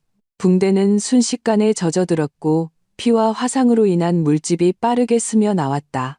조한결은 새우처럼 몸을 말고 온몸을 경련하며 눈을 뒤집었다. 쇼크 상태 직전이었다. 멈춰요. 사람 살려.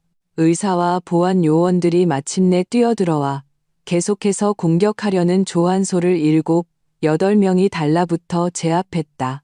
나도 따라 뛰어들어갔다. 하지만 나는 말리지 않았다. 대신 사람들 뒤에 서서 겁에 질린 표정으로 입을 막았다. 조한결의 그 고통스러워하는 모습과 조한솔의 그 광기 어린 절망적인 눈빛을 보며 나는 만족했다. 이 칼 정말 잘 빌렸다. 조한결은 이번 일로 엎친 데 덮친 격이 되었다. 원래는 조금이나마 기능을 보존할 수 있었을지 모르지만 이번 가격으로 완전히 폐인이 되었을 것이다. 게다가 형제간의 반목과 살인미수, 남아선호 사상이 강하고 체면을 목숨보다 중시하는 시부모님에게는 그들을 죽이는 것보다 더한 고통스러운 형벌일 것이다. 아니나 다를까 입구에서 시어머니의 찢어지는 듯한 울음소리가 들려왔고 이어서 무언가 쓰러지는 소리가 났다. 이번에는 정말로 의식을 잃은 모양이다. 아마 응급실로 실려가야 할 것이다. 조씨 집안은 완전히 박살났다. 조한솔의 난동으로 조한결은 긴급히 다시 수술실로 옮겨져 2차 상처 소독을 받았다. 의사가 나왔을 때 그의 얼굴은 마치 초상집에 온 사람처럼 굳어 있었다. 보호자분, 마음의 준비를 하셔야겠습니다. 의사가 마스크를 벗으며 고개를 저었다. 화상으로 인해 상처가 심하게 감염되었고 방금 충격으로 봉합 부위가 모두 터졌습니다. 괴사 조직이 확산되어 폐혈증으로 이어지는 것을 막기 위해 부득이하게 한쪽 고환을 절제했습니다. 다른 한쪽도 겨우 보존했지만 기능은 없을 겁니다. 즉, 조한결은 완전히 고자가 되었다. 진정한 물리적 의미의 고자. 그뿐만 아니라 요도 손상이 심각하여 그는 남은 평생 소변 주머니를 차고 살아야 할 것이다. 그가 한때 자랑스러워하며 온갖 곳에 씨를 뿌리고 다니던 범행 도구는 이제 그의 몸에서 가장 역겹고 거추장스러운 썩은 살덩어리가 되었다. 한편 손유리 쪽 상황도 좋지 않았다. 그녀는 2차적인 폭행은 당하지 않았지만 화학약제의 부식성이 너무 강했다. 산부인과 전문의들의 협진 결과 자궁은 반드시 전체를 절제해야 하며 질점막의 중증 화상으로 인해 피부 이식 및 성형수술이 필요하다는 결론이 나왔다. 설령 치료가 잘 된다 해도 심각한 흉터와 위축이 남아 그 통로가 거의 폐쇄될 것이라고 했다. 즉, 그녀는 앞으로 아이를 낳을 수 없을 뿐만 아니라 여자로서의 가장 기본적인 자격조차 잃게 된 것이다. 이 소식을 들었을 때 나는 복도 벤치에 앉아 막 출력한 이혼 합의서 초안을 들고 있었다. 조한솔은 상해죄로 경찰에 연행되었다. 비록 사건의 원인이 피해자에게 있었지만 형사 책임은 피할 수 없을 것이다. 몇 년은 징역을 살아야 할 것이다. 시아버지는 중환자실에서 막 깨어난 시어머니를 간호하고 있었다. 온조 씨 집안에서 지금 유일한 생존자이자 의사결정권자는 나뿐이었다. 나는 조한결의 병실 창가로 다가갔다. 그는 이미 수술실에서 나왔고 마취가 아직 풀리지 않아 시체처럼 누워 있었다. 한쪽 고환을 절제해서 그의 가랑이 부분은 움푹 꺼져 보였고 유난히 텅 비고 우스꽝스러워 보였다. 나는 그를 보며 일말의 동정심도 느끼지 않았다. 이것이 대가다. 네가 하반신을 함부로 놀려 가장 가까운 사람들을 해쳤을 때 운명은 너의 죄악의 도구를 거두어 갈 것이다. 그리고 썩어 문드러진 것은 그의 육체뿐만이 아니었다. 그의 명성, 그의 사업, 그의 가정, 모든 것이 하룻밤 사이에 그 괴사한 썩은 살덩어리처럼 악취를 풍기며 무너져 내렸다. 나는 이미 조한결의 회사 동료와 상사들로부터 여러 통의 전화를 받았다. 모두들 무슨 일이냐고 애둘러 물었다. 내가 직접 말하지는 않았지만 근친상간 고자 같은 자극적인 소식은 병원처럼 입 많은 곳에서 숨길 수 없는 법이다. 아마 내일이면 춘천 재계 전체가 조한결의 빛나는 업적을 알게 될 것이다. 그의 부사장 자리는 당연히 날아갈 것이다. 뿐만 아니라 나는 그를 빈털터리로 만들 것이다. 나는 손에 든 이혼 합의서를 보았다. 조건은 가혹했다. 조한결은 재산 분할을 포기하고 내게 거액의 정신적 피해 보상금과 딸의 양육비를 지급한다. 이유는 충분했다. 혼인 중 외도 및 근친상간, 부부 공동 재산 빼돌리기 손유리에게 명품백과 차를 사준 것, 나에 대한 장기간의 정서적 학대, 모든 항목에 대해 철저한 증거가 있었다. 만약 서명하지 않는다면 녹음 파일을 공개해서 사회적으로 매장시키는 것은 물론 중혼죄 혐의로 고발하겠다고 할 것이다. 법적으로 인정받기는 어려울 수 있지만 그를 겁주기에는 충분하다.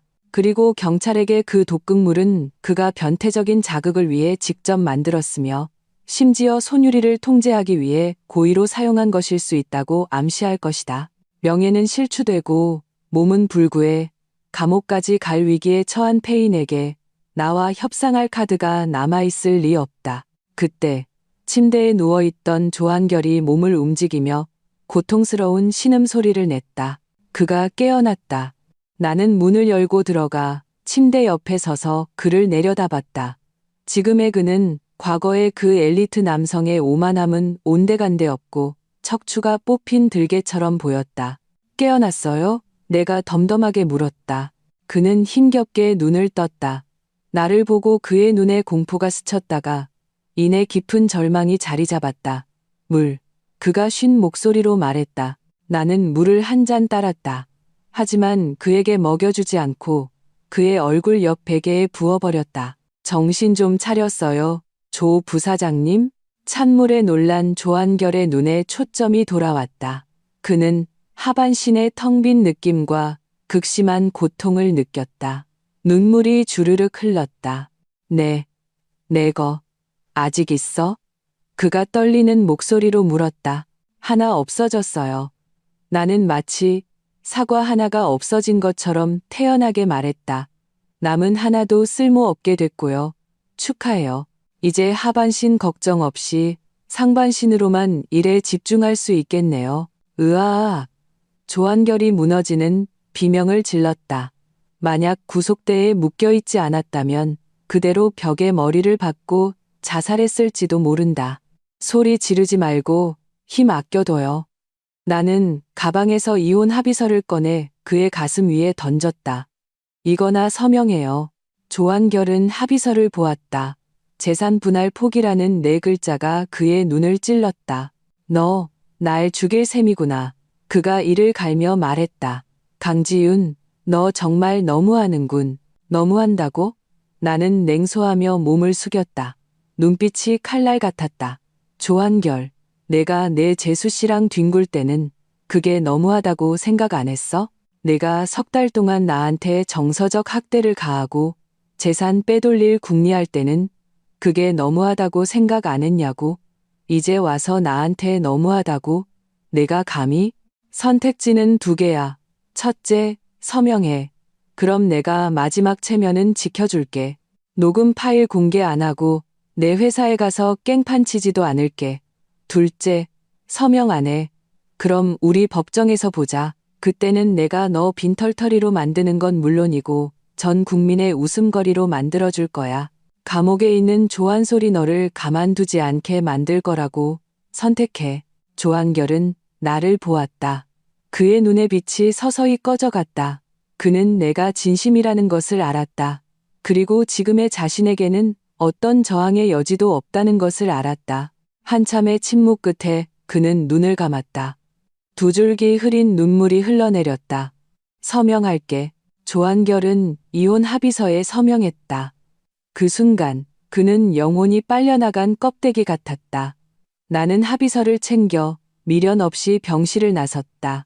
하지만 바로 병원을 떠나지는 않았다. 아직 볼만한 쇼가 하나 더 남아 있었기 때문이다. 손유리도 깨어났다. 조한결이 고자가 되고 조한솔이 구치소에 갔으며 자신은 자궁을 절제하고 망가졌다는 사실을 알게 된 손유리는 완전히 무너졌다. 그녀는 병실에서 미친 듯이 물건을 부수고 소리 지르며 조씨 집안 전체를 저주했다. 다 조한결 그 개새끼 때문이야. 그놈이 날 강제로, 그놈이 내게 약을 탔다고. 그녀는 간호사와 달려온 경찰에게 울부짖으며 자신을 무고한 피해자로 만들려 했다. 이런 피해자 코스프레는 도덕적으로는 설득력이 없지만 만약 그녀가 강요당했다는 것을 증명할 수 있다면 여론의 비난을 어느 정도 피하고 심지어 조한결에게 손해배상을 청구할 수도 있을 것이다. 이 여자의 생존 본능은 정말 대단했다. 하지만 내가 그걸 그냥 둘 리가. 내 손에는 더 자극적인 증거가 남아 있었다. 나는 손유리의 병실 문 앞으로 갔다. 마침 안에서 그녀가 흑백을 뒤바꾸는 소리가 들려왔다. 경찰관님, 정말이에요. 저는 자의가 아니었어요. 그날 조한결이 큰 고객을 소개해준다면서 저한테 사업을 도와주겠다고 해서 따라갔어요. 그런데 그놈이 술에 약을 탔어요. 그리고 그 접착제로 저를 강제로. 흐엉. 젊은 경찰관은 손유리의 처참한 모습에 마음이 흔들리는 듯했다. 나는 문을 열고 들어갔다. 손유리 씨, 소설을 쓰려거든 좀 논리적으로 써야죠.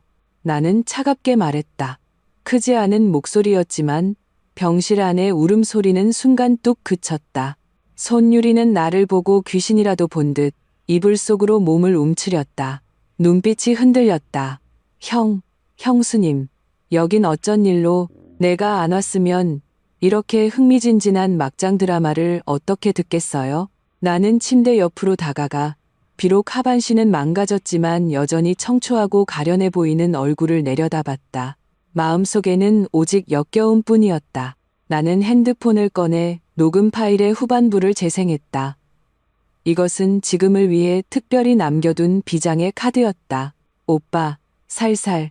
아, 너무 자극적이야. 조한솔 그 바보는 꿈에도 모르겠지. 유리야, 다음에는 그 새로운 젤 써보자.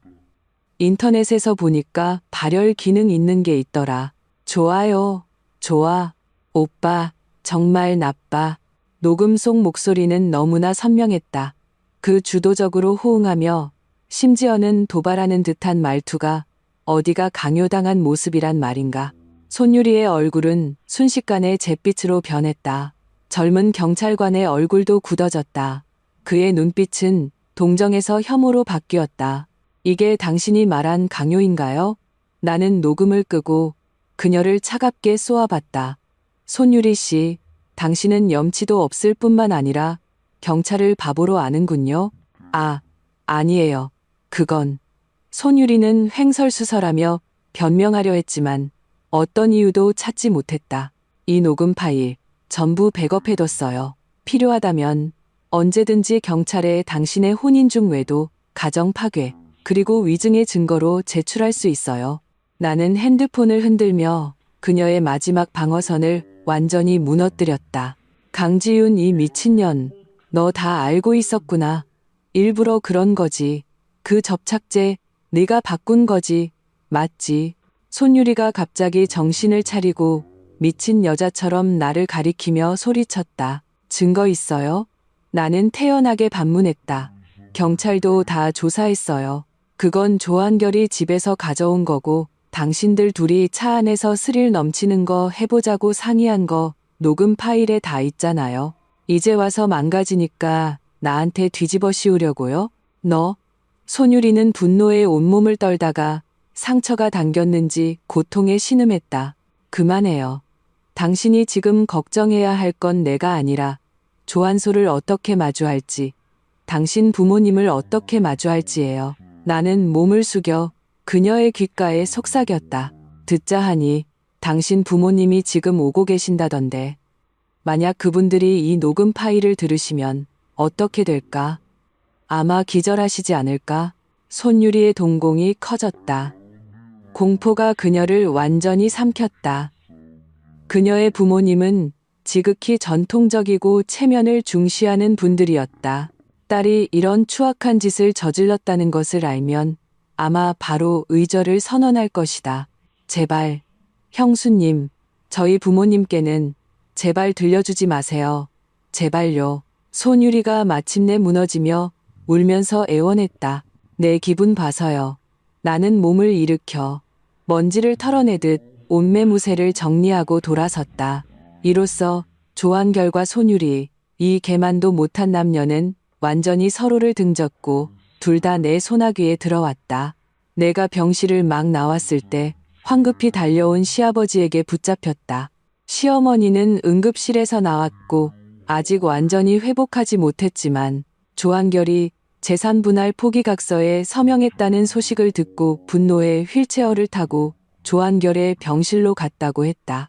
지금 그들은 나를 심판하기 위해 기다리고 있었다. 조한결의 병실은 분위기가 영안실처럼 무거웠다.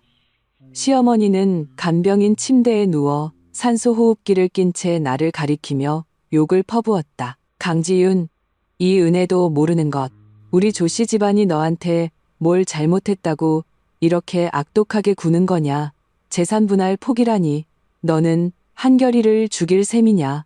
시아버지는 옆에서 검은 얼굴로 말했다. 지윤아, 이 합의는 무효다. 한결이가 제정신이 아닐 때 서명한 거야. 게다가 지금 쟤는 불구가 됐어. 한창 보살핌이 필요할 때라고. 네가 아내로서 이럴 때 이혼을 요구하고 재산까지 전부 가져가겠다는 건 법적으로도 말이 안 돼.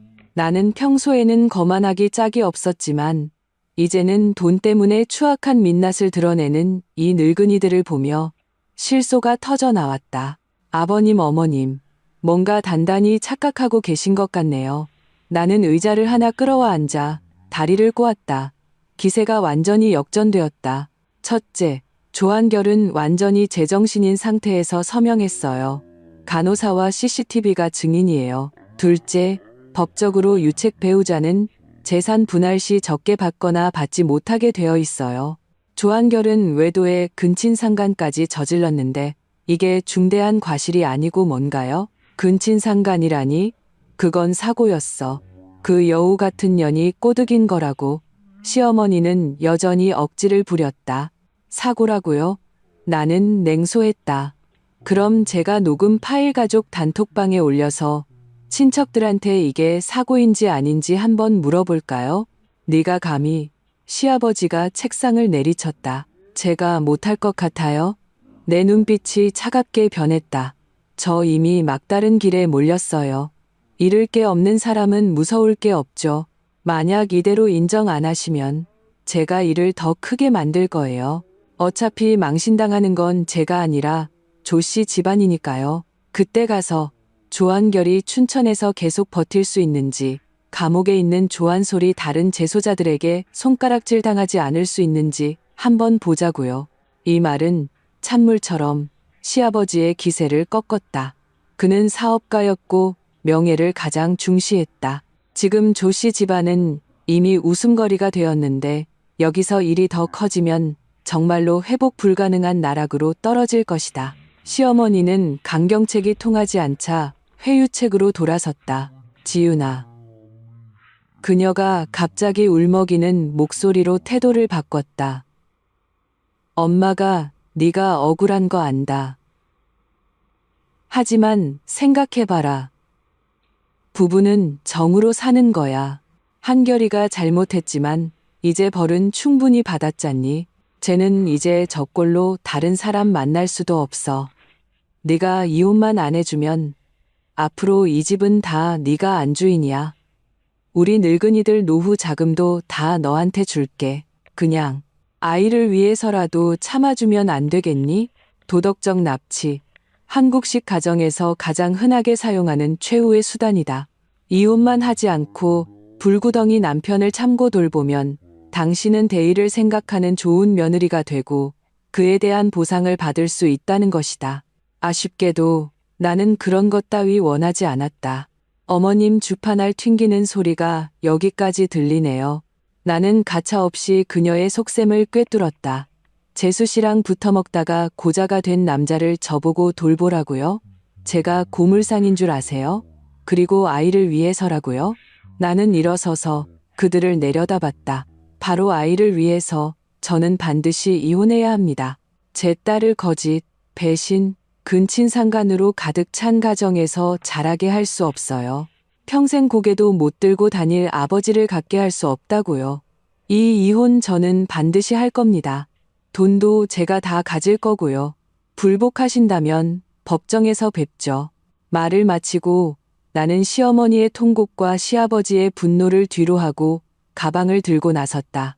문 앞에서 나는 갑자기 멈춰서서 한마디 덧붙였다. 아, 맞다. 조한솔이 조한결을 불구로 만들었으니 이 일은 경찰에서 분명히 책임을 물을 겁니다. 작은 아들이 오래 감옥에 있는 걸 원치 않으시면 조한결을 설득해서 합의서를 받아내시는 게 좋을 거예요. 그런데 지금 조한결은 조한솔을 죽이고 싶어 할 텐데 이건 두 분이 알아서 잘 조율해 보세요. 이 폭탄을 던지고 나는 유유히 떠났다. 이제 자기들끼리 싸우게 둬라. 손바닥도 손등도 다 살인데 지금은 두 살덩이가 모두 썩어 문드러졌다. 그들이 어떻게 잘라낼지 볼만할 것이다. 그 후 며칠간 나는 이혼 수속과 자산 이전 처리에 바빴다. 서명된 합의서와 내가 제공한 녹음 파일, 계좌 이체 내역 등 확실한 증거들 덕분에 변호사는 일을 순조롭게 진행했다. 시부모님이 변호사를 고용해 합의를 뒤집으려 했지만 내가 모든 녹음 파일과 조한결의 세무 문제를 공개하겠다고 위협하자 그들은 결국 꼬리를 내렸다.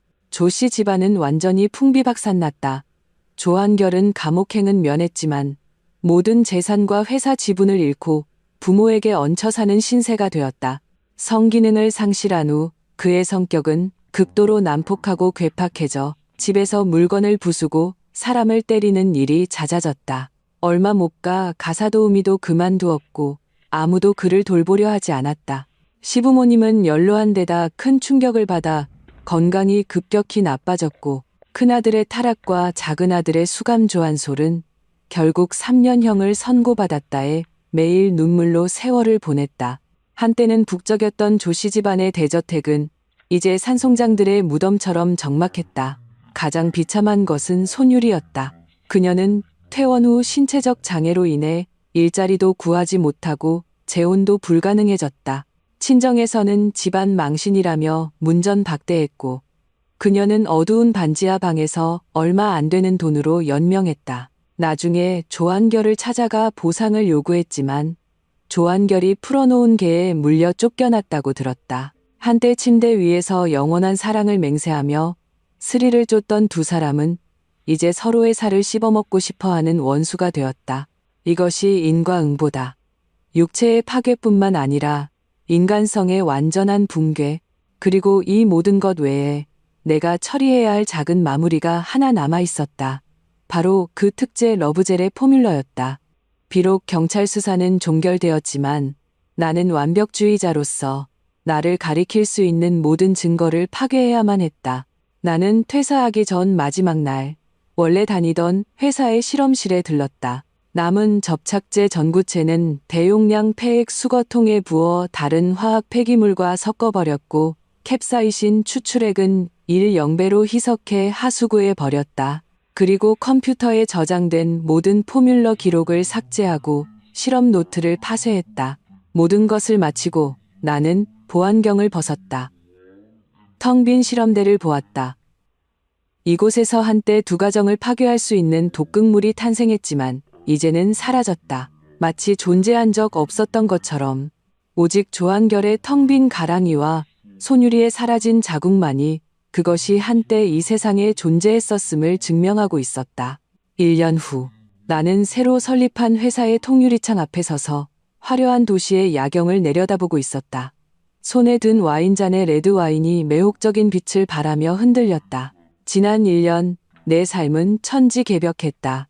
나의 화장품 브랜드 리본레이 번 시리즈는 뛰어난 기술력과 독특한 포뮬러로 시장에서 작은 성공을 거두었다. 나도 대기업의 평범한 연구개발 팀장에서 업계에서 주목받는 미녀 CEO가 되었다.